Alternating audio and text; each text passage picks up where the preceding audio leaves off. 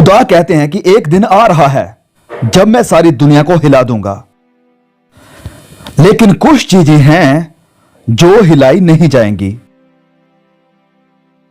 कुछ चीजें रहेंगी। इस सारी बदलती हुई दुनिया और चीजों में कुछ चीजें हैं जो कभी नहीं बदलती हैं। सोचिए जरा इसके बारे में, क्या है जो कभी नहीं बदलता? खुदा का स्वभाव कभी नहीं बदलता। खुदा नहीं बदले हैं, उन्होंने अपने आप को नहीं बदला कि वह हमारी इस पीढ़ी के साथ एडजस्ट यानी अनुकूल हो जाएं। वह ना बदलने वाला खुदा है। मैं यहोवा खुदा हूं और मैं नहीं बदलता। खुदा नहीं बदलते हैं अपनी पवित्रताई में। हम सब दोषी हैं, उसकी पवित्रताई की रिक्वायरमेंट्स को पूरा नहीं कर सके हैं। हम सब गुनहगार हैं और हमें जरूरत है खुदा की दया और उसके अनुग्रह की। और इसीलिए प्रभु यीशु आए और क्रूस के ऊपर कुर्बान हुए। वह आपके लिए मरा, वह मेरे लिए मरा, और खुदा ने आपके पापों को लिया और इसे प्रभु यीशु के ऊपर रख दिया। खुदा नहीं बदलते हैं अपनी पवित्रताई में। और मैं आपको बताना चाहता हूं कि वह पवित्र खुदा है और वह अपने न्याय में भी नहीं बदलता है। एक दिन आ रहा है जब न्याय होगा। हमारा खुदा भस्म कर देने वाली आग है। बाइबल भरी हुई है उन कहानियों के साथ जहां न्याय हुआ। हमारे प्रभु ने स्वर्ग से ज्यादा नरक की बात की। न्याय की घड़ी आ रही है और खुदा पवित्र है और आप और मैं वहां पर खड़े होंगे जाकर। और जब मैं जाकर वहां पर खड़ा होता हूं तो मैं इंसाफ की मांग नहीं करूंगा, मैं दया की मांग करूंगा। मुझे दया की जरूरत है, मुझे खुदा के अनुग्रह की जरूरत है, मुझे खुदा की माफी की जरूरत है। और मैं आज आपको एक खूबसूरत बात बताना चाहता हूं कि खुदा आपसे प्यार करता है और वो आपको देना चाहता है माफी, वो आपको देना चाहता है अनुग्रह और दया। खुदा आपके हर एक गुनाह को माफ कर सकता है जो भी आपने किया है। खुदा स्लेट को पूरी तरह से साफ कर सकता है प्रभु यीशु की वजह से। इसलिए नहीं कि आप इसके लायक हैं, क्योंकि विश्वास के द्वारा अनुग्रह ही से तुम्हारा उद्धार हुआ है और यह तुम्हारी ओर से नहीं है। यह परमेश्वर का वरदान है, कामों के द्वारा नहीं कि कोई इंसान घमंड करे। कामों के द्वारा आप स्वर्ग में नहीं जा सकते हैं, आप स्वर्ग के रास्ते को खरीद नहीं सकते हैं। खुदा कभी नहीं बदलता है। खुदा अपने प्यार में कभी नहीं बदलता है। वह आपसे प्यार करता है। यह सबसे ज्यादा खूबसूरत बात है, यह जानते हुए अपने बिस्तर में जाना कि खुदा मुझसे प्यार करता है, कि खुदा मुझे माफ करता है, कि खुदा मेरे में इंटरेस्ट रखते हैं। लेकिन मुझे उसे स्वीकार करना होगा। दूसरी बात, परमेश्वर का वचन कभी नहीं बदलता। घास सूख जाता है, फूल मुरझा जाते हैं, लेकिन परमेश्वर का वचन सदा सदा के लिए बना रहता है। मैंने बहुत समय पहले इसे समझ लिया था।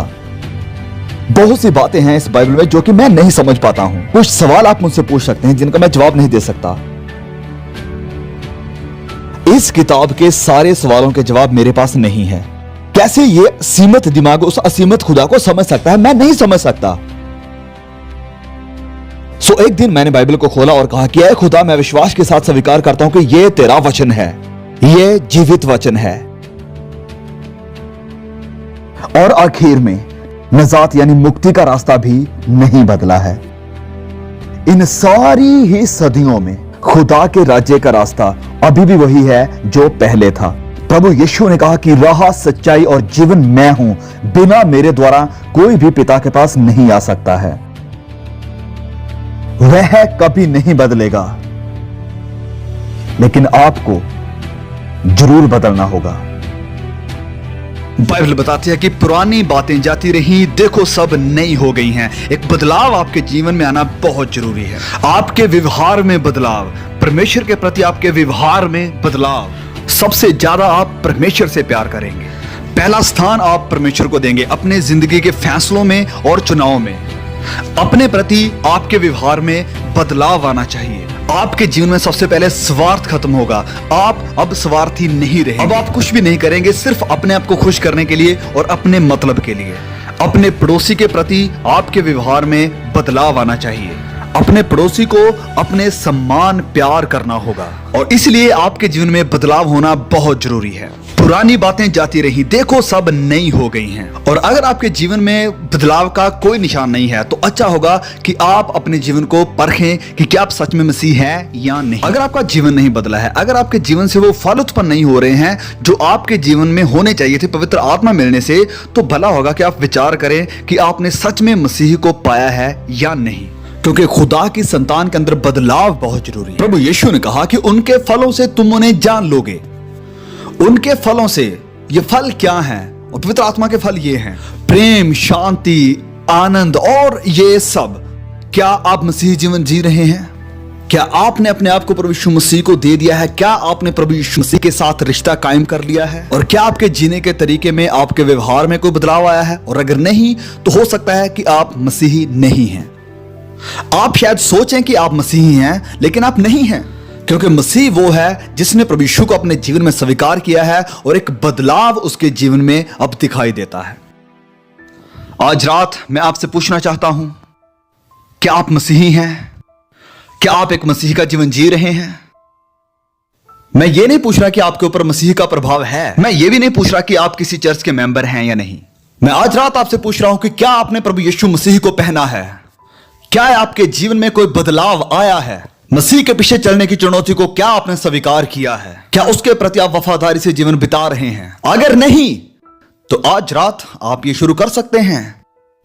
हां, अभी, बिल्कुल अभी आप कहिए कि प्रभु, मैं अपना जीवन आपको देता हूं, मैं अपना हृदय आपको देता हूं, मैं अपनी आत्मा आपको देता हूं। मैं चाहता हूं कि प्रभु आप मेरे जीवन में आए और मेरे गुनाहों को और मेरी गलतियों को माफ करें।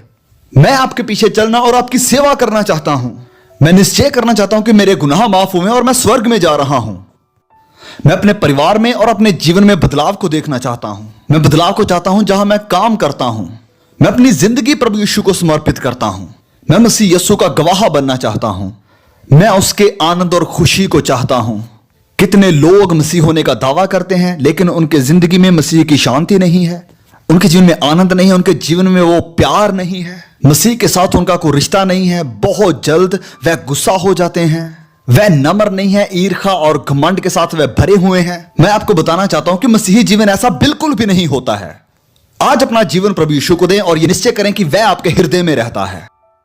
आप में से कुछ लोग मसीह को अपना जीवन पहली बार देने जा रहे हैं और बाकी लोग अपना जीवन आज प्रभु यीशु को फिर से समर्पित करें। कहिए आज रात कि प्रभु, मैं अपना जीवन आपको फिर से समर्पित करता हूं, मुझे नया बना दो।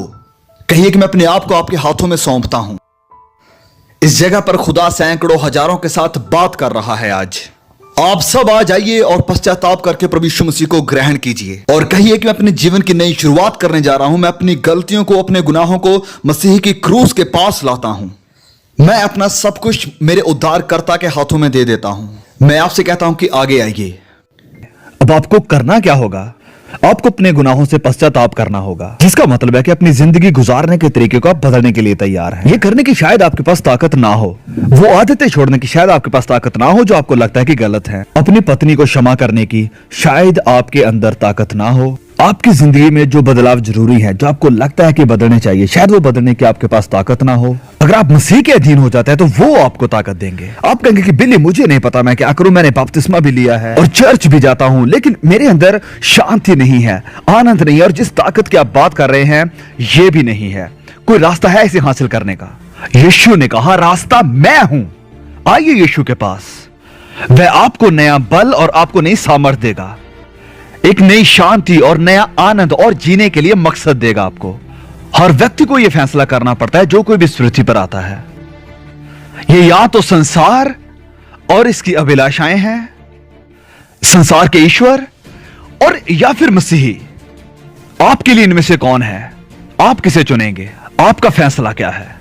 पाप में थोड़े दिन के सुख भोगने से परमेश्वर के लोगों के साथ दुख भोगना और उत्तम लगा। ओह यस, पाप में सुख है लेकिन थोड़े समय के लिए, लेकिन यह जल्द ही खत्म हो जाता है। फिर अफसोस होता है और आप फिर कुछ नहीं कर सकते हैं, ये वहीं रहेगा। मसीह को चुनिए और कभी अफसोस नहीं होगा, वरन आनंद और शांति होगी। और यह चुनाव बहुत ही जरूरी है, क्योंकि देर करना सही चुनाव को मुश्किल कर देता है। चुनाव ना करना भी एक चुनाव ही है। फैसला ना करते हुए भी आपने एक फैसला कर लिया है। अगर आपके पास टिकट है किसी दूसरे शहर में जाने की और आप ये फैसला नहीं कर पा रहे हैं कि जाना है कि नहीं, और अगर आप जहाज के उड़ने से पहले फैसला ना कर पाए तो फैसला हो जाएगा, जहाज उड़ जाएगा आपके बिना ही। फैसला हो जाता है, हम चाहे फैसला करें या ना करें। अगर आप फैसला नहीं करते तो वक्त फैसला करेगा, और वक्त हमेशा आपके विरोध में ही फैसला करेगा। आपकी दिल की गहराइयों में एक खालीपन है, जहां जिंदगी का सबसे बड़ा संघर्ष होता है, वो भी अकेले, और वो है मसीह के लिए आपका फैसला। ये फैसला आपका चर्च या आपके माँ बाप आपके लिए नहीं ले सकते हैं, आपके दोस्त, आपके भाई बहन, आपके रिश्तेदार ये फैसला आपके लिए नहीं ले सकते हैं। ये फैसला आपको खुद लेना पड़ेगा, और ये चुनाव मैं कहता हूं कि आप आज ही करें। बहुत से लोग यहां पर हैं जिन्हें फैसला करने की आज जरूरत है, और आपका आज लिया हुआ फैसला ये डिसाइड करेगा कि 100 साल के बाद आप कहां पर होंगे। अगर आप श्योर नहीं है कि आप परमेश्वर से मिलेंगे, अगर आप श्योर नहीं है कि आप स्वर्ग जा रहे हैं या फिर आपके गुनाह माफ हो चुके हैं, आइए आज निश्चित हो जाएं।